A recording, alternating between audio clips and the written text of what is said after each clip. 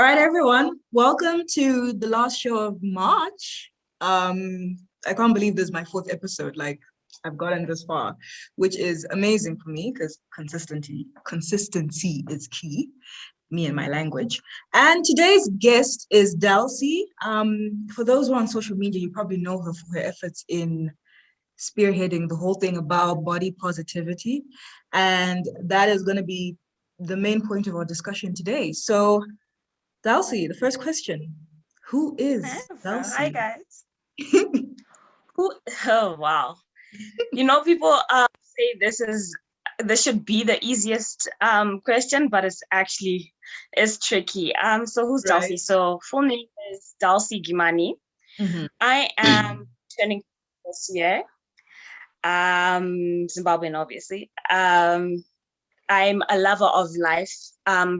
I love God. I'm a child of God. That's the most important aspect of my life. Who is Darcy? I love being funny. I love making people laugh. I'm caring. I am confident.com. Like you can't take that away from me. That should be my first name, actually. Right. Yeah. I'm a creative through and through. I love my passion. I love everything that has to do with my passion, and it makes me who I am. I'm caring. I really do care about people, and especially the people that I love. I love also sharing or spreading love and confidence in people. But all in all, yeah, I'm just this funny person. I love to make people smile. That's like the biggest thing. People call me a clown, but if so be it, if as long as it helps someone. But yeah, that's basically who. Yeah, definitely. And I think your personality shows on your social media. And if you don't know her social media, don't worry, those details will be in the description below. So you're very active when it comes to body positivity. What inspired that? Okay, so growing up, I wasn't confident. I wasn't really confident. I was the darkest one in my family of like was 7, so I was the darkest. I was the biggest one in the family. So, jokes like, do you know why you're so dark? Is because Mama used to drink Black Label when she was pregnant with you. Things like that. Like, they would call me Black Mambazo, and then I'll be like, oh no, Pink Mambazo to you.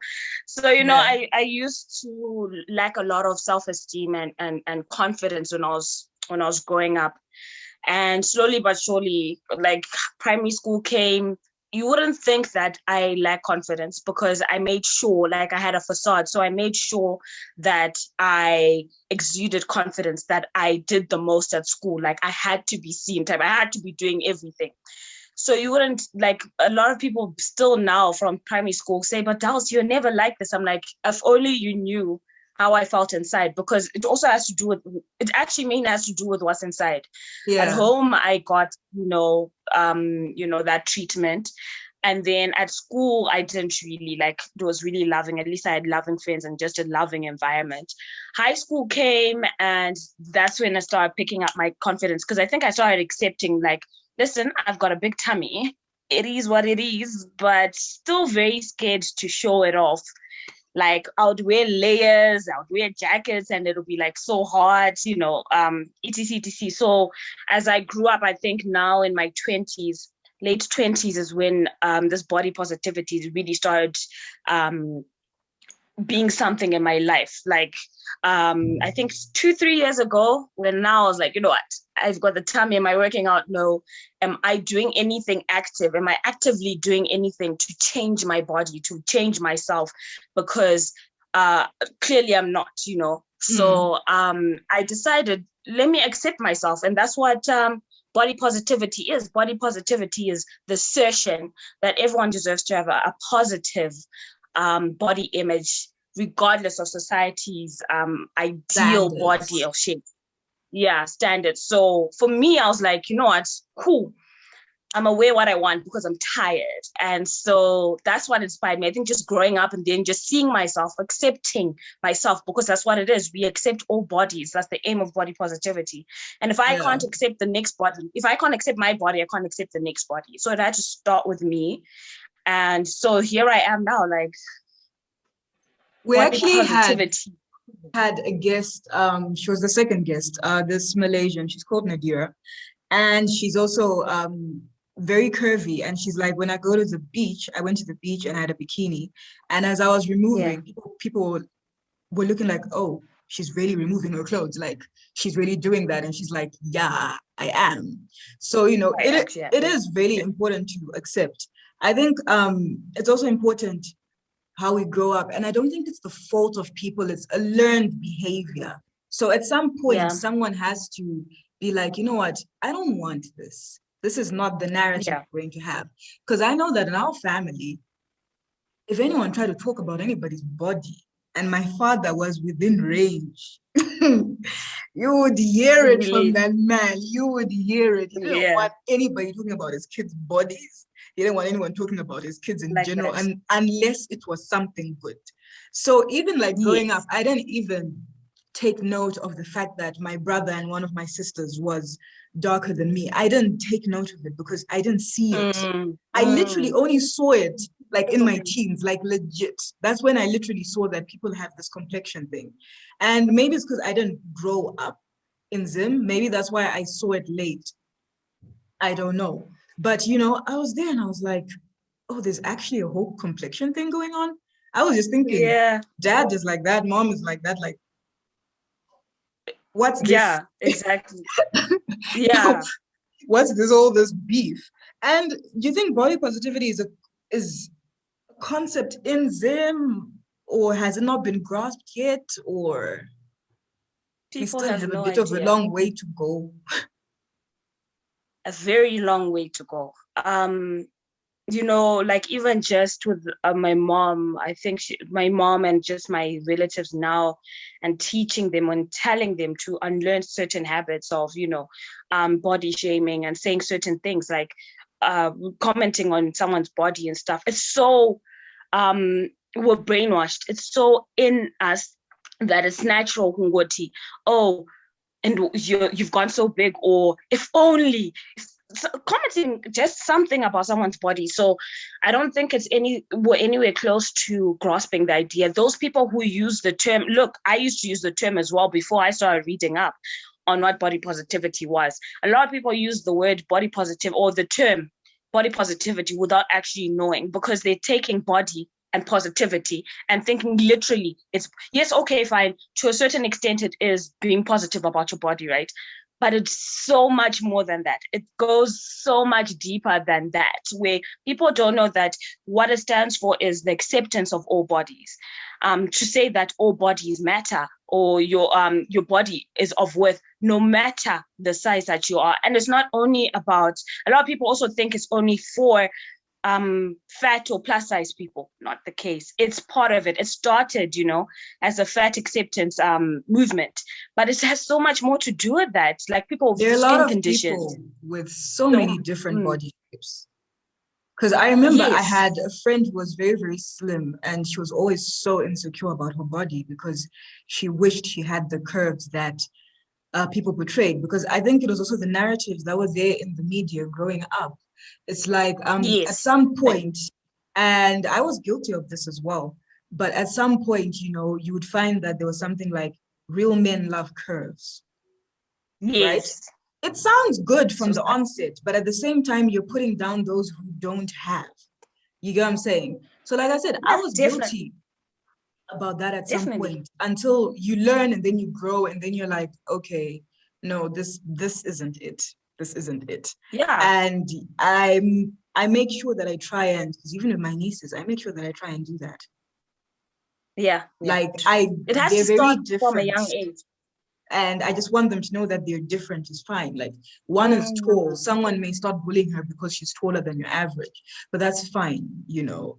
The other one is not as light as her sister, but that shouldn't even be a factor. And I hate the fact that I have to do this, because for me, I didn't see it for so long And then to now have Yeah. to do it is like, oh, there's so many people in the world who could just, if you just keep quiet, about someone else's body. Yes, If it's exactly. not yours, just keep But the quiet. mindset.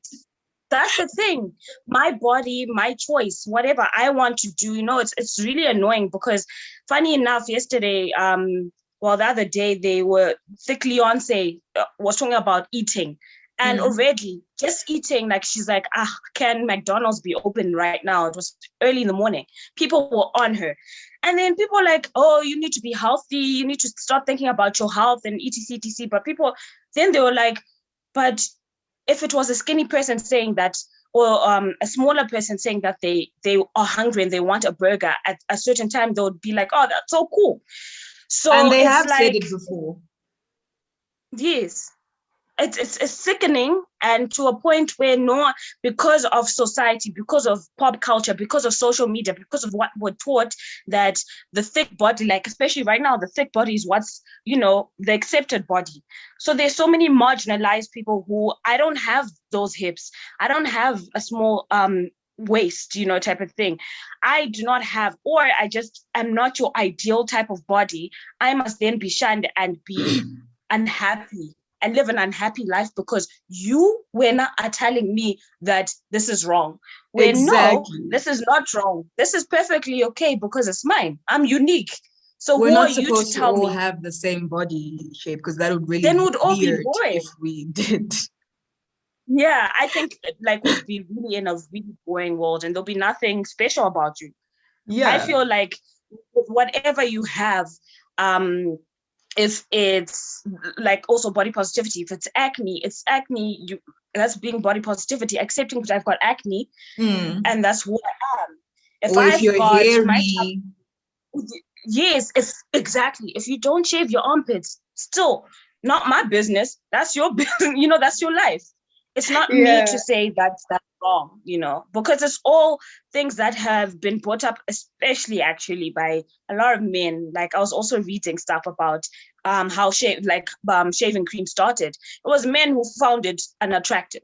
And they were like, no, this is more attractive, so y'all need to shave. And that's how the shaving industry grew, So yeah, it's a deep thing. Yeah. Definitely. So do you have a mentor of sorts, or you had to figure this out like solo? Solo. Literally solo. So in life in general, my or I'll just say career-wise, or just thinking-wise, as a 20-plus-year-old, whatever. My ex-bosses from when I used to work at Unplugged, they gave me the skill set, just the push, the passion, to push my passion more, because they were so in love with what they were doing. They had a passion about what they're doing. And so through that, I learned to become more passionate and learn more about it. So with body positivity, it's all self-learned. I'm always learning something. Like it'll be one day I thought it was this, and you find there's actually something else, so it's all self-taught. I'm learning as I go, but I think as I learn, I would love a mentor. I just can't, Zim doesn't really have, so I've been trying to look for people outside of Zim, because I think Zim, again, people don't really understand. It's not something that is a profession, or you know what I mean? So yeah. So or maybe far, you I'm my become own the mentor. Yes. That's actually one of my goals. I want to become body positivity coach or trainer, so that I can just spread the word, and get more people on this bandwagon and gain, so that people can just be confident, like, and love themselves. Love themselves. And besides the whole body positivity movement, I may call it, what else do you do? Okay, so I'm also a plus size fashion blogger. So fashion actually was the main thing that drew me to my blog. So fashion, so I do fashion blogging, I do the blogging itself. I also do social media management for few companies. So it's just that, and do a bit of graphic stuff as well, like creating content for my blog and other people and stuff. So yeah, that's about, I freelance a lot. Which is good. And like, it's a good thing you spoke about fashion, because that's my next question. Like, you're very fashionable and trendy. Like, I'm always looking at your posts, right? Thank you. And were you always into fashion? Was it like something you always started? Like, it was just you as a kid, you've always liked it, or it came in later? No, I've always had. I think it stemmed from my mom. My mom's like the most stylish person I know. And I used to always see like her pictures and just the way she used to carry herself, dress, and the way she used to dress us, like growing up, we had to always make sure, like she always made sure Kuti, we were dressed head to toe on point. On So point. I think, yes.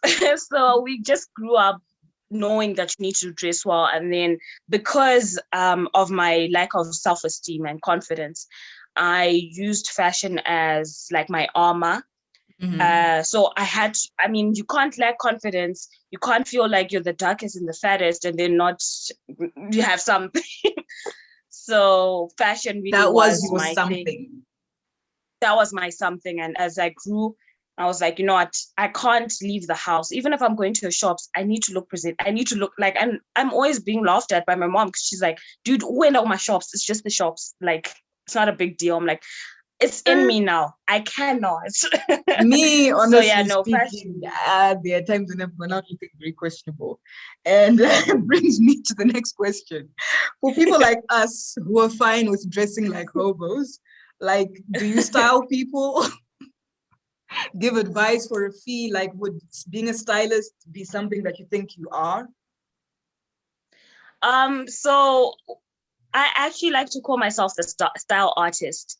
And this is because I just feel like I can change a lot of like my clothes into something else. I use a lot of my mom's clothes and do that. So with the styling aspect, I have been styling people, like people I know, my friends, my family and whatnot, just to learn. And it definitely is something that I've been working on. I want to become a stylist and help other people. It's just getting there and actually starting to have the clients, type thing. But it's definitely something that I have been thinking about and working on. And I'm sure like in the nearest future, I'll be announcing something, but definitely, yeah. Girl, I need you to help me style my book cover shoot. Oh, I am so there. Like, let's. And where'd you get your clothes from? Like, and how do you pick your pieces? Like, I know, like, there's some things when I look at them and they just look so ugly where they are. And then I see someone wearing it and I'm like, I should have picked it. So, like, how do you pick your pieces? You know what? I also have the same thing. I'm very, my dressing is not really out there. So I'm very like, okay, why would you wear that? So firstly, I do a lot of thrifting. So I think with thrifting, there's a lot of, you've got some time to try or to see the clothes that you actually like. But I'm very self-aware that I know what looks good on me. So I'm not trying to wear like baggy things because that's not going to be flattering on my body, on my shape. So I like things that not per se cover my tummy, but make me feel comfortable. So I like high-waisted pants. I like crop tops, things like that. And those are the pieces. And how I pick is, just that things that I know will look good on me. I do experiment, but I know what works on me. I also use a lot, as I said before, I use a lot of my mom's old clothes. A lot of the things that you guys see me wearing, bag or even accessorizing with bags, earrings, like whatever. This was my mom's from back in the day. A lot of the things that you see, I turn them into something. Like she's got a lot of shirts. I turn them into shirt dresses. I just do what I can, and then that's how I get my pieces. Interesting. I'm gonna go look in my mother's wardrobe. You should. That's where like the real authentic vintage stuff. I'm also like into vintage wear, so it makes my life easier. Just check your mom's clothes. They're like gems. I'm telling you, like we must actually go through your mom's clothes. Yeah, we'll make a date. So like recently I saw that blogging has been listed as a profession in China. Do you think it can be seen as one here? Or we have an even further way to go than the body positivity? Further. I mean, look, if we already can't get like formal employment, like that's already hard. To make this like a profession is going to take some time, because I feel like a lot of companies love doing in-house things. They'll find Ningi who did O-level English or something to do the work for them, because they feel like, you know, the English, you know how to compose, you know how, but it goes so much deeper than that. Blogging comes with content creation, with time, with energy, with passion. You need to want to do it. You know, true. You need to know your grammar. You need to be always willing to learn new styles of writing and stuff. So for us, I think because Zimbos like keeping things within the budget and not like they don't like using, say, creatives. If they want to use creatives, they're going to pay them like 2 cents for work that they know is worth much more than that. So until we get our mindset straight about creatives and about the writing community, we're not going to be having like blogging as a profession anytime soon. No, I don't think so. Yeah, true. And how do you juggle everything? I like to call myself an organized mess. So I will have a schedule. Yeah, but I might not follow it. But I've learned, I mean, it's not like I've got 1,000 things on my plate. So right now I've learned to, like recently I started curating for Divas Inc. online. And that's taught me to prepare well in advance, because you don't want your own stuff to be left in the back burner because you're concentrating on other things. So just learning to be more organized, to schedule, to prepare. That's how I'm still learning. But I mean, I do a lot of things behind, like in the middle of the night, so that I know that I'm prepared for like later on. So that's how I've been working. All right. And last but not least, give us 6 must-have pieces in your wardrobe and 6 body positivity affirmations that you use. Okay, so the clothes part, 6 essential must-haves. Mm-hmm. You need to have a black jacket, be it a jacket, a blazer, that's a must. Black pants, a must. You need to have a normal, like a simple white shirt. You need to have a denim jacket. How many is that? 4.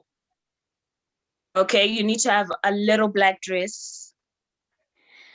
And last but not least, you need to have a skirt, a black skirt. I don't have black pants, eh? Neither do I have a jean jacket. I'm slacking. Yeah, I mean, you can do so much with those. Like, you can have 10 outfits out of those. So it really is, it makes your life easier. I'll invest in some. And 6 body pause affirmations that you like to use yourself or say to others. Okay.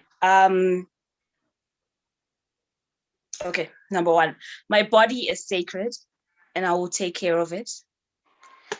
My body is worthy and precious. My body is beautiful. I love my body for what it does, for me. Mm-hmm. This is just, yeah, like, I'm a flame. No doubt about it. I am a flame. Yes. I am the baddest on the block. That's 6, but honestly, those are probably like, I think I do that a lot, like, especially on the good days. I'll be like, shit, you's a goddess. Like, honestly, like, people are sleeping on this.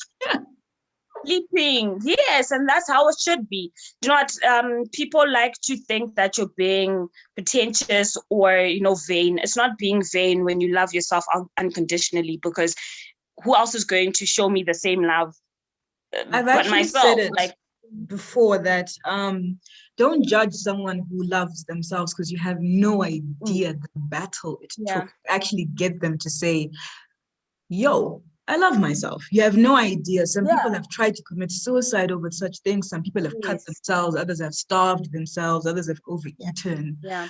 Others have projected harshly towards people around them. Like, you don't know the journey it took for someone to actually be like, I am a flame. So when you hear Yes. them and True. see them loving themselves, even if you think that, because another problem is a lot of people look at what what they say are beautiful women, and they say, oh, like, she didn't Yes. beautiful. The most beautiful woman Yeah. cannot know she's beautiful. She cannot feel it. Like, it's Yeah. not even about looks. It's not what people like to call ugly, whatever your version of ugly is. It's not a person like that. It's always a person who you think has their ish together, usually, most of the times. Yeah. It's Yeah. that person whereby you know that when they post a picture, they may get even 1,000 likes, but even when they're looking at the likes, they're still looking at themselves like, oh. Yeah. It's true. Because So inside they don't feel it. yeah, so definitely, those are affirmations that I think people can jot down and take note of. As I said Definitely. earlier, Darcy's details are going to be in the description box below and in the comment box. So if you want to read her blog, reach out to her. The details will be below. And as always, don't forget to subscribe and like, and prepare yourself for April. Right. Thank you so much. Thank Bye. you.